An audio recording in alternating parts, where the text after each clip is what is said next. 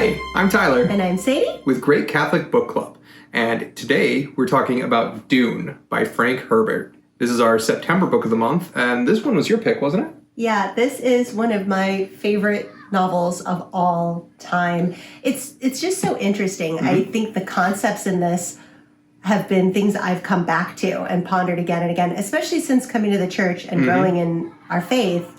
This is a book that I keep finding rich ground to go through. And this is a book that you introduced me to. I had never read this before we started dating, got married. But yeah, we were exchanging our favorite books, and this one came up, and I read it, and I was just completely blown away. Yeah. So the thing about this book, and I think the reason why it's so popular is there's so many fantastic, or what I would say pseudo-fantastic elements in it. Mm-hmm. It appears that, with the worms, and with space travel, and with the guild, and with melange, and it's actually this incredible sleight of hand, because you would never know the illusion that this book presents. There's actually no supernatural elements in it at all. There's nothing fantastic. There's no fantasy in it. Everything in the novel is science, technology, and not even particularly advanced. Drugs, political power, intrigue. So it creates this sense of, it's exactly what false religion does, a false sense of the supernatural. Yep. It uses the idea of the supernatural to plant this entirely materialistic, for lack of a better word, theology. But when you actually dig into it, there's nothing spiritual there. There's nothing supernatural to it. It's purely materialistic, and there is this intense cynicism to it. Yeah, they don't mention God at a single point in the novel. The entire, all of the religious elements, like melange as a material version of the Eucharist, the guild, the space pilots being basically a material version of the priesthood, the Bene Gesserit as a religious order, a sisterhood. All of these things are designed to gain political power, to gain money, and to manipulate those that they consider poor and ignorant, like the humans that are treated as pawns. Yeah. I mean, the Bene Gesserit, like you see, they don't even consider most people to be humans, right? Like they administer the test. I forget what it's called. The Gom Jabbar? Yeah, the Gom Jabbar or whatever it is. Yeah. To see if a person is human. They set themselves up in this position of being able to manipulate the entire society, the entire empire, to the point where they're controlling the breeding of the emperor himself. They're turning themselves into gods. Yeah, they're turning themselves into gods. There's a lot of turning the self, like the human intellect itself, becomes the god. Yep. Yeah, and that is really where I love how Dune perfectly illustrates the difference between real faith and false faith. And what are the ends? First of all, who creates and engineers this? The Bene Gesserit don't even pretend that their prophecies or that their belief system came from anything supernatural. It is all man-made. It's all human. And because of that, you can look at this and realize that the real God being worshipped is a false idol. And so all the reverence and all the pageantry around it and all the sort of mystique around it is designed to hide you from the fact that they're not going to God. You're not getting to God through that faith. There's nowhere that it's going except maybe you can become the most manipulative human on earth. Right. Which gets us to Paul. Because with Paul, you see something different. Like he's aware of the prophecies that the Bene Gesserit have planted on Arrakis. He's aware of the religion that the Fremen follow. And initially, he seeks to kind of use that, but then he buys into it. Yeah, he knows. He, of all people, understands that everything that the Bene Gesserit, I'm not Frank Herbert, sorry, flame me at will, all you Dune fans, for mispronouncing these, but he's well aware that these are false prophecies, that these are manipulations that are being planted on purpose into these so-called ignorant, superstitious populations. And so you would imagine that this would be the last person who would fall for that, except that he is apparently chosen to be the Messiah. Well, the Bene Gesserit themselves don't even believe that he is the Quetzalcoatl's Haderach, but he starts to buy into this himself and imagine that maybe there is some truth in these prophecies. And you would think that Paul would not, would be too cynical for that. But I think the thing that convinces him is looking at the Fremen, actually meeting them.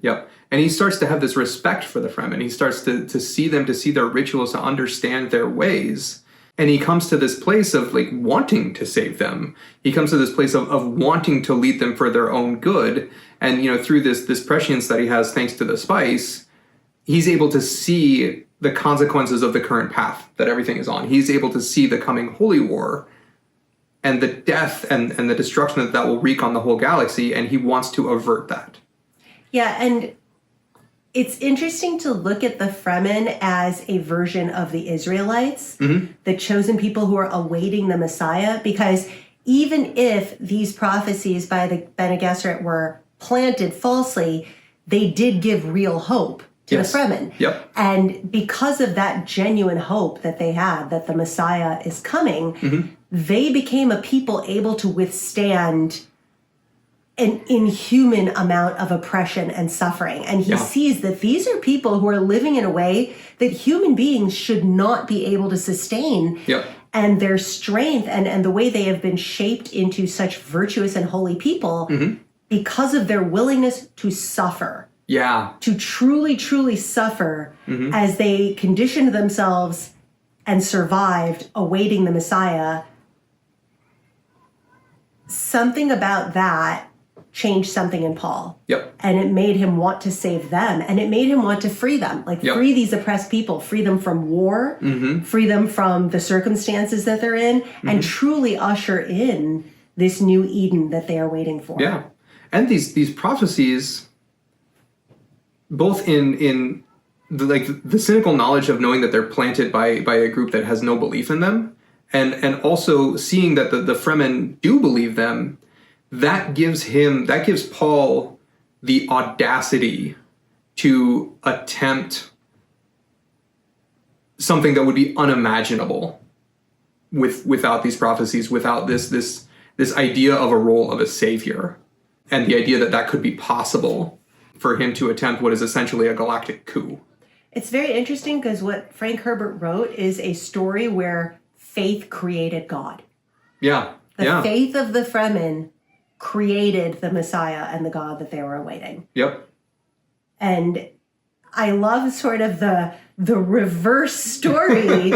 Herbert really reverse engineers God and a savior, into a completely materialistic world. And he uses this false, cynical religion. He uses the sins of the people to create a genuine story of redemption and saving. So I feel like you could take Dune and you could take the scriptures, certainly the entire Old Testament, but the New Testament as well, and you could see how it is the reversal entirely of that. It is. You start with the faith of the people, you end with God, and the real scriptures, of course, starts with the truth of God, the reality of God, and that the faith of the people is something that's has built to be up. Cultivated. So, you could go on really, really exploring these beautiful theological concepts. And more than anything, since coming to the Lord, this book helps me understand what faith does to us.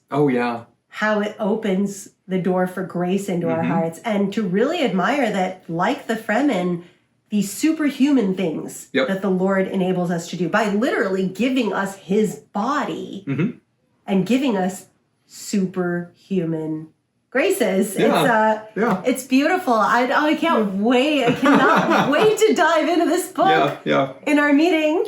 We're very excited about this. Our next meeting is Monday, September 28th at 7 o'clock p.m. There's still time to sign up. Go over to www.greatcatholicbookclub.com, hit the join button, fill out the form, and you'll get a Zoom link on Monday, and we would just love to see you there. This is going to be a really good discussion. If you are intimidated by the length of the book, please don't be at all. Read as much as you can, but join the discussion. This book club, the whole thing, we're getting to the end of our first year, and I've been reflecting on how much growth and joy deepening of our faith, building of community we've been enjoying. I know we're not quite at the end of this year yet, but we are so looking forward to next year and just continuing to grow in this beautiful journey. So, all right. Thank you very much. God bless you. Yeah, God bless you, and we'll see you next time.